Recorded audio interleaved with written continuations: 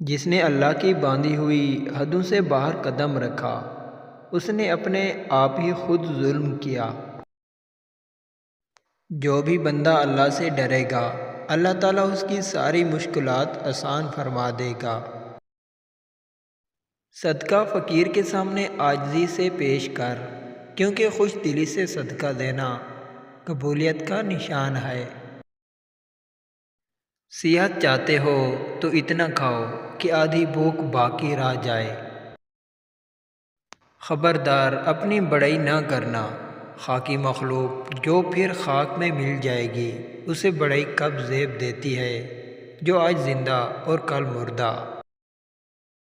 جو بات تمہاری سمجھ میں نہ آ رہی ہو، اس کو اللہ پر چھوڑ دینا بہتر ہے۔ کہاں ہیں وہ لوگ جنہوں نے بہت سے شہر بنائے تھے اور شہروں کے ارد گرد مضبوط دیواریں بنائی تھیں؟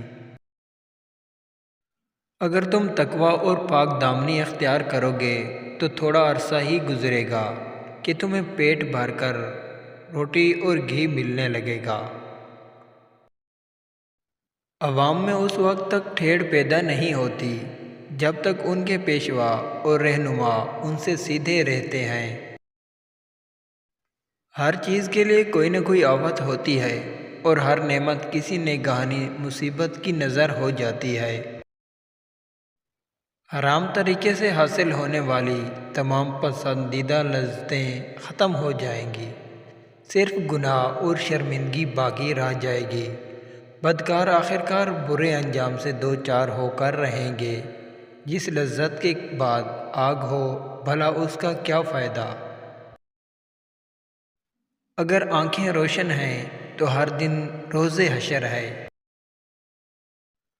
فقیر کا ایک درہم صدقہ بہتر ہے غنی کے لاکھ درہم صدقہ دینے سے۔ جس نے ایک دن میں 7 اجوا کھجوریں کھائیں، اس کے پیٹ کا ہر مرض مارا گیا، اور جس نے ہر روز 21 کشمش سرخ کھائیں، وہ اپنے جسم میں کوئی ناپسندیدہ شکایت نہ دیکھے گا۔ استعمال شدہ عورت کی 3 نشانیاں ہیں۔ نمبر 1، جب وہ چلے گی تو رک رک کے چلے گی۔ نمبر 2، جب وہ بیٹھے گی بار بار ہلتی رہے گی۔ نمبر 3، جب وہ بولے گی آنکھوں کو گھمائے گی۔